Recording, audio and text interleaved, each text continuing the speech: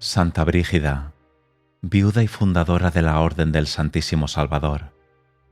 Santa Brígida era hija de Birgerio, gobernador de Upplandia, la principal provincia de Suecia. La madre de Brígida, Ingeborg, era hija del gobernador de Gotlandia Oriental. Ingeborg murió hacia 1315 y dejó varios hijos. Brígida, que tenía entonces 12 años aproximadamente, fue educada por una tía suya en Aspenas. A los 3 años había empezado a hablar con perfecta claridad, como si fuese una persona mayor, y su bondad y devoción fueron tan precoces como su lenguaje. Sin embargo, la santa confesaba que de joven había sido inclinada al orgullo y la presunción. A los 7 años tuvo una visión de la Reina de los Cielos. A los 10, a raíz de un sermón sobre la pasión de Cristo que le impresionó mucho, soñó que veía al Señor clavado en la cruz y oyó estas palabras: «Mira en qué estado estoy, hija mía».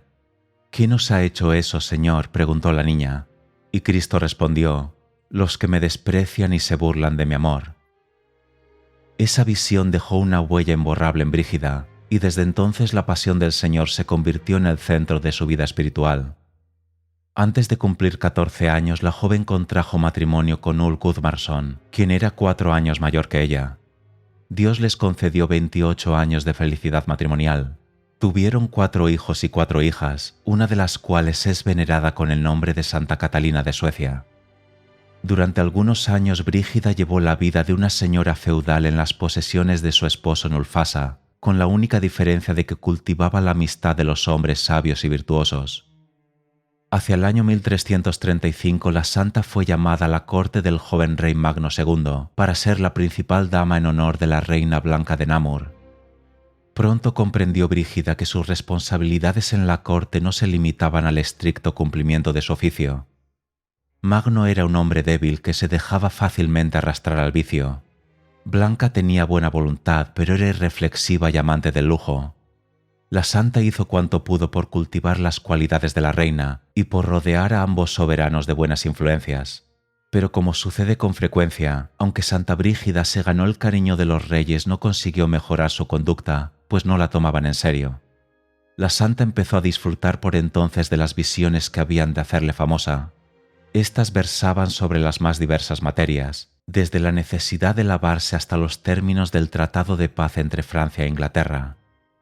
Decía que si el rey de Inglaterra no firma la paz, no tendrá éxito en ninguna de sus empresas y acabará por salir del reino y dejar a sus hijos en la tribulación y la angustia. Pero tales visiones no impresionaban gran cosa a los cortesanos suecos, quienes solían preguntar con cierta ironía: ¿qué soñó doña Brígida anoche? Por otra parte, la santa tenía dificultades con su propia familia. Su hija mayor se había casado con un noble muy revoltoso, a quien Brígida llamaba el bandolero, y hacia 1340 murió Gudmaro, su hijo menor. Por esa pérdida la santa hizo una peregrinación al santuario de San Olav de Noruega, en Trondheim.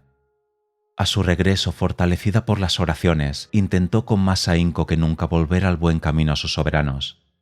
Como no lo logró, les pidió permiso de ausentarse de la corte e hizo una peregrinación a Compostela con su esposo.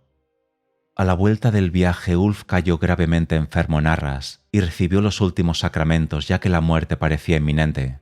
Pero Santa Brígida, que oraba fervorosamente por el restablecimiento de su esposo, tuvo un sueño en el que San Dionisio le reveló que no moriría. A raíz de la curación de Ulf, ambos esposos prometieron consagrarse a Dios en la vida religiosa. Según parece, Ulf murió en 1344 en el monasterio cisterciense de Albastra, antes de poner por obra su propósito. Santa Brígida se quedó en Albastra 4 años dedicada a la penitencia y completamente olvidada del mundo. Desde entonces abandonó los vestidos preciosos. Solo usaba lino para el velo y vestía una burda túnica ceñida con una cuerda anudada. Las visiones y revelaciones se hicieron tan insistentes que la santa se alarmó, temiendo ser víctima de las ilusiones del demonio o de su propia imaginación. Pero en una visión que se repitió 3 veces, se le ordenó que se pusiese bajo la dirección del maestre Matías, un canónigo muy sabio y experimentado de Linköping, quien le declaró que sus visiones procedían de Dios. Desde entonces hasta su muerte, Santa Brígida comunicó todas sus visiones al prior de Albastra, llamado Pedro, quien las consignó por escrito en latín. Ese periodo culminó con una visión en la que el Señor ordenó a la santa que fuese a la corte para amenazar al rey Magno con el juicio divino. Así lo hizo Brígida sin excluir de las amenazas a la reina y a los nobles.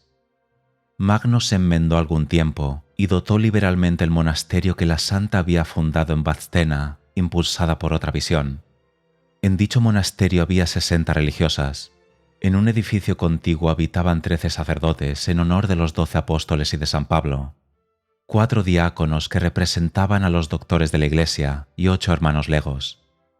En conjunto había 85 personas, que era el número de los discípulos del Señor. Santa Brígida redactó las constituciones. Según se dice, se las dictó el Salvador en una visión, pero ni Bonifacio IX en la bula de canonización, ni Martín V, que ratificó los privilegios de la abadía de Sion y confirmó la canonización, mencionan ese hecho, y solo hablan de la aprobación de la regla por la Santa Sede, sin hacer referencia a ninguna revelación privada.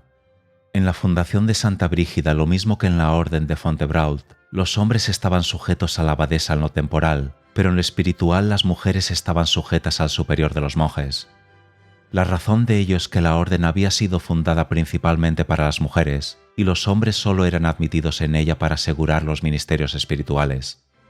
Los conventos de hombres y mujeres estaban separados por una clausura inviolable. Tanto unos como las otras asistían a los oficios en la misma iglesia, pero las religiosas se hallaban en una galería superior, de suerte que ni siquiera podían verse unos a otros. Actualmente ya no hay hombres en la Orden del Santísimo Salvador, que llegó a tener unos 70 conventos y actualmente no pasa de 12. El monasterio de Vadstena fue el principal centro literario de Suecia en el siglo XV. A raíz de una visión, Santa Brígida escribió una carta muy enérgica a Clemente VI, urgiéndole a partir de Aviñón a Roma y establecer la paz entre Eduardo III de Inglaterra y Felipe IV de Francia. El Papa se negó a partir de Aviñón, pero en cambio envió a Hemming, obispo de Abo, a la corte del rey Felipe, aunque la misión no tuvo éxito. Entretanto, el rey Magno, que apreciaba más las oraciones que los consejos de Santa Brígida, trató de hacerla intervenir en una cruzada contra los paganos letones y estonios. En realidad se trataba de una expedición de pillaje. La santa no se dejó engañar y trató de disuadir al monarca. Con ello perdió el favor de la corte, pero estaba compensada con el amor del pueblo, por cuyo bienestar se preocupaba sinceramente durante sus múltiples viajes por Suecia. Había todavía en el país muchos paganos, y Santa Brígida ilustraba con milagros la predicación de sus capellanes. En 1349, a pesar de que la muerte negra hacía estragos en toda Europa, Brígida decidió ir a Roma con motivo del jubileo de 1350. Acompañada de su confesor Pedro de Scheninge y otros personajes, se embarcó a Stralsund, en medio de las lágrimas del pueblo que no había de volver a verla. En efecto, la santa se estableció en Roma, donde se ocupó de los pobres de la ciudad en espera de la vuelta del pontífice a la ciudad eterna. Asistía diariamente a misa a las 5 de la mañana. Se confesaba todos los días y comulgaba varias veces por semana. El brillo de su virtud contrastaba con la corrupción de costumbres que reinaba entonces en Roma. El robo y la violencia hacían estragos, el vicio era cosa normal, las iglesias estaban en ruinas y lo único que interesaba al pueblo era escapar de sus opresores. La austeridad de la santa, su devoción a los santuarios, su severidad consigo misma y su bondad con el prójimo, su entrega total al cuidado de los pobres y los enfermos le ganaron el cariño de todos aquellos en quienes todavía quedaba algo de cristianismo. Santa Brígida atendía con particular esmero a sus compatriotas y cada día daba a comer a los peregrinos suecos en su casa, que estaba situada en las cercanías de San Lorenzo in Damaso. Pero su ministerio apostólico no se reducía a la práctica de las buenas obras, ni a exhortar a los pobres y a los humildes. En cierta ocasión fue al gran monasterio de Farfa para reprender al abad, un hombre mundano que no se preocupaba absolutamente por las almas. Hay que decir que probablemente la reprensión de la santa no produjo efecto alguno. Más éxito tuvo su celo en la reforma de otro convento en Bolonia. Ahí se hallaba Brígida cuando fue a reunirse con ella su hija, Santa Catalina, quien se quedó a su lado y fue su fiel colaboradora hasta el fin de su vida. Dos de las iglesias romanas más relacionadas con nuestras santas son las de San Pablo Extramuros y la de San Francisco de Ripa. En la primera se conserva todavía el bellísimo crucifijo, obra de Cavallini, ante el que Brígida acostumbraba orar y que le respondió más de una vez. En la segunda iglesia se le apareció San Francisco y le dijo: «Ven a beber conmigo en mi celda». La santa interpretó aquellas palabras como una invitación para ir a Asís, visitó la ciudad y de ahí partió en peregrinación por los principales santuarios de Italia durante 2 años. Las profecías y revelaciones de Santa Brígida se referían a las cuestiones más candentes de su época. Predijo, por ejemplo, que el Papa y el Emperador se reunirían amistosamente en Roma al poco tiempo, y así lo hicieron el beato Urbano V y Carlos IV en 1368. La profecía de que los partidos en que estaba dividida la ciudad eterna recibirían el castigo que merecían por sus crímenes disminuyeron un tanto la popularidad de la santa e incluso le atrajeron persecuciones. Por otra parte, ni siquiera el Papa escapaba a sus críticas. En una ocasión le llamó asesino de almas, más injusto que Pilato y más cruel que Judas. Nada tiene de extraño que Brígida haya sido arrojada de su casa e incluso que haya tenido que ir con su hija a pedir limosna al convento de las Clarisas pobres. El gozo que experimentó la santa con la llegada de Urbano V a Roma fue de corta duración, pues el pontífice se retiró poco después a Viterbo, luego a Montesfiascone, y aún se rumoreó que se disponía a volver a Aviñón. Al regresar de una peregrinación a Amalfi, Brígida tuvo una visión en la que nuestro Señor le envió a avisar al Papa de que se acercaba la hora de su muerte, a fin de que diese su aprobación a la regla del convento de Vezstena. Brígida había ya sometido la regla a la aprobación de Urbano V en Roma, pero el pontífice no había dado respuesta alguna. Así pues se dirigió a Montesfiascone montada en su mula blanca. Urbano aprobó en general la fundación y la regla de Santa Brígida, que completó con la regla de San Agustín. 4 meses más tarde murió el pontífice. Santa Brígida escribió 3 veces a su sucesor Gregorio XI, que estaba en Aviñón, conminándole a trasladarse a Roma. Así lo hizo el pontífice 4 años después de la muerte de la santa. En 1371, a raíz de otra visión, Santa Brígida emprendió una peregrinación a los santos lugares, acompañada de su hija Catalina, de sus hijos Carlos y Vingerio, de Alfonso de Badaterra y otros personajes. Ese fue el último de sus viajes. La expedición comenzó mal, ya que en Nápoles Carlos se enamoró de la reina Juana, cuya reputación era muy dudosa. Aunque la esposa de Carlos vivía aún en Suecia y el marido de Juana estaba en España, ésta quería contraer matrimonio con él y la perspectiva no desagradaba a Carlos. Su madre, horrorizada ante tal posibilidad, intensificó sus oraciones. Dios resolvió la dificultad del modo más inesperado y trágico, pues Carlos se enfermó de una fiebre maligna y murió 2 semanas después en brazos de su madre. Carlos y Catalina eran los hijos predilectos de la santa. Esta prosiguió su viaje a Palestina embargada por la más profunda pena. En Jaffa estuvo a punto de perecer ahogada durante un naufragio. Sin embargo, durante la accidentada peregrinación, la santa disfrutó de grandes consolaciones espirituales y de visiones sobre la vida del Señor. A su vuelta de Tierra Santa en el otoño de 1372 se detuvo en Chipre, donde clamó contra la corrupción de la familia real y de los habitantes de Famagusta, quienes se habían burlado de ella cuando se dirigía a Palestina. Después pasó a Nápoles, donde el clero de la ciudad leyó desde el púlpito las profecías de Santa Brígida, aunque no produjeron mayor efecto entre el pueblo. La comitiva llegó a Roma en marzo de 1373. Brígida, que estaba enferma desde hacía algún tiempo, empezó a debilitarse rápidamente y falleció el 23 de julio de ese año, después de recibir los últimos sacramentos de manos de su fiel amigo, Pedro de Albastra. Tenía entonces 71 años. Su cuerpo fue sepultado provisionalmente en la iglesia de San Lorenzo en Panisperna. 4 meses después, Santa Catalina y Pedro de Albastra condujeron triunfalmente las reliquias a Vezstena, pasando por Dalmacia, Austria, Polonia y el puerto de Danzig. Santa Brígida, cuyas reliquias reposan todavía en la abadía por ella fundada, fue canonizada en 1391 y es la patrona de Suecia.